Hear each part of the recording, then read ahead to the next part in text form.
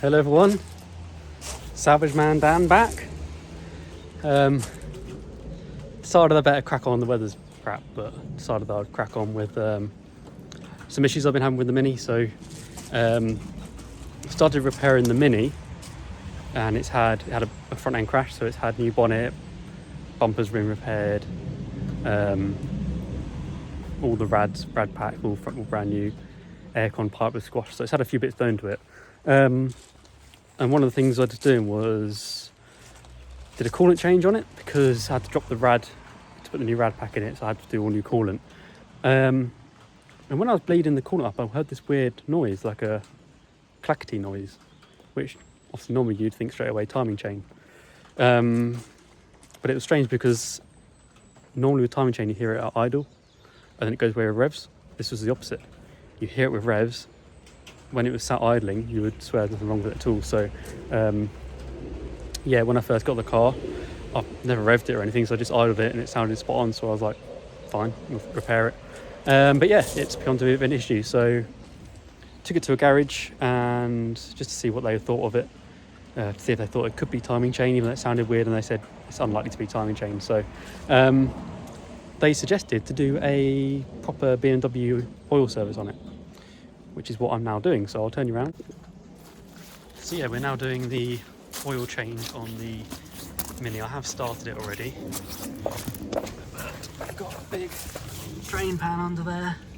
I've popped the sump plug out and it's just now fiddling away. But the oil filter is quite weird on this. So it's got the oil filter in there, and can't really see. Let me just turn the flash on. Yeah, the oil filter housing has a drain plug in it, which I've not seen before, which is well, unusual but quite handy. So I'm going to drain the oil out of the oil filter housing and then get the filter housing off. It came with a new one of those drain plugs, so I've got that, and I think there is potentially still the copper washer still on there, so I've got to try and get that off. But let's go there now. Unless they just didn't put one on. Nope, they didn't put one on. There's nothing there. And I've got the drain plug here, and there is nothing on it. So yeah, don't know why they've done that, but yeah, definitely nothing on there. Yeah, look, silver, not copper. Okay, well, I've got one of those, so I'll put that on, and yeah, let's get to draining this now. Right, yeah, so the missus has been to BMW today, and she's got the proper filter kit, proper low emission technology oil. Don't know how that ever make any effect on the emissions, but there it is, the proper BMW. Yeah, just everything proper really.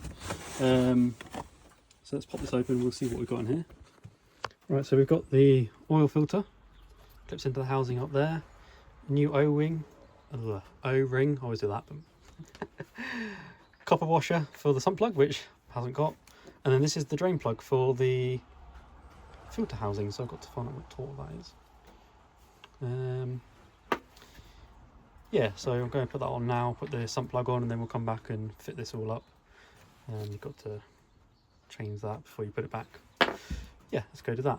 Now fortunately I have got the big Halford tool set, which is worth its weight in gold. Literally 90% of things you need in here. The only thing I didn't have once was I had a Nissan that had a square I think it's like 1/4 inch socket on, like nut on the sump plug, and obviously yeah, didn't have that. But other than that, it's been absolutely fantastic. So yeah, let's go and bung this on now. Yeah, so we've got the copper washer here. I'm going to put that on that bolt. And put that back up in there.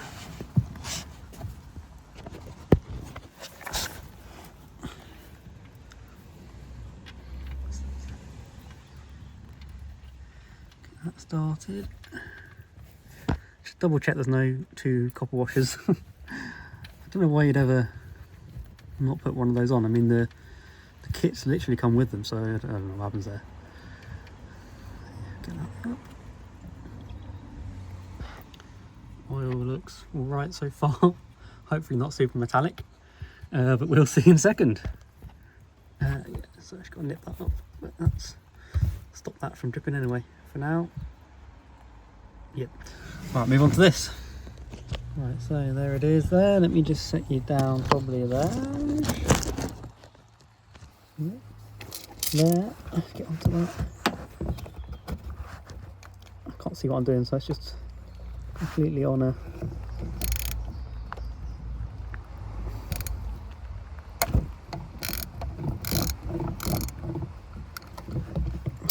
Let's see. That's got that, so it's not quite finger tight yet. Right, I'll come back when that's draining out. I've got to fiddle with this, get it. I didn't record that, but it came out. Let's try to move that drain down a little bit. So, yeah. It's draining out there now. Got the oil red hot, so it's steaming a bit. Yeah, quite a strange idea, quite a handy idea really. Makes less of a mess in the engine bay when you open up the big canister. Hopefully not looking, well, so far not looking very metallic-y. We'll see what's in the bottom. Please don't be metallic-y. I quite like this car. Right, well, we've got that out, and yeah, it's got to give it a good clean up and get it all back in there. The new O-ring lug filter. I'll build that up now. I just had a good look at this, and one thing to notice is, let me take it outside. Normally the O-ring butts up against the head here, but this one doesn't. It's got its own groove there that it sits in. So yeah, it's got to sit in this groove here. So yeah, let's do that now, and I'll show you it all built up. That's it all cleaned up now. Nice in there. Got to blow out a few bits and then little bits of dust. But much nicer. And yeah, like I said, the O-ring sat in this channel here, not up against the top hat. It sat in this little channel here, so I'm glad I took note of that, because I should get used to putting them right at the top, but not on this one. So yeah, clean that up and I'll be back in a second. Right, there it is with the drain plug back in it. Different style to the old one. It's got a Torx 55 on it rather than the 13, I think it was 13 mil. But yeah, go bung that back in now and crack on with the rest. Right, well, since the last video, as you can see, things have escalated somewhat. The oil filter was a bit of a pain to get back in, but it's all back in now. But I haven't chosen the nicest of days to do this.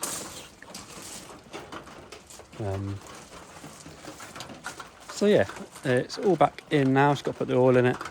I did tighten the... Ooh. Ooh. I think a goatee suits me.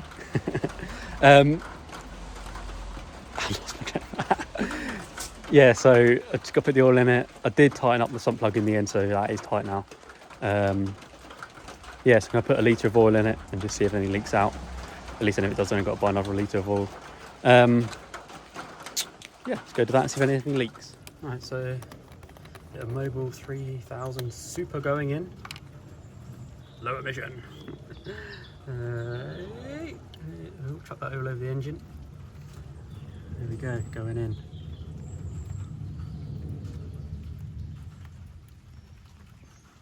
Going in, going in, going in, going in, going in, going in. Chuck that in. Let's see if anything is coming out. I mean, the whole car's getting wet anyway, so it's difficult to see. Just go on my workstation, hang on. Get rid of the puddle. Right, that's it. Hang on, it's well, we look good in that department. Let's look in this department. So far, we're looking good in this department. But everything's so wet. I'll probably check in on a dry day. But yeah, oh yeah, needs a bit of brake cleaning there because that's a bit of a mess. Cool. All right. Let's bung some more litres in it. Another top tip: if you're going to use your tools for an oil service like I have, and everything now is covered in oil, obviously brake clean is ideal for this. But just don't brake clean your socket because you'll run all the grease out of here. I've done that. Speaking from experience, I did that before and ran it dry. So move that out the way and give everything a bit of a Bit of a blast.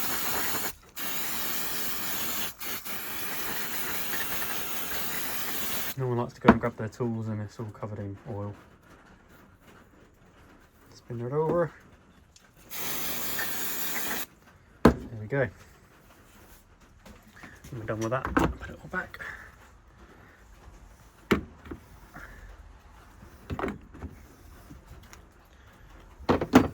That I'll just leave on the side ready for a bit of a clean up later on. Right, here we go. We've got the all cleaned up now and all cleaned up in there. So yeah, all nice. I'm just going to shut these over now and continue to top it up and then go from there.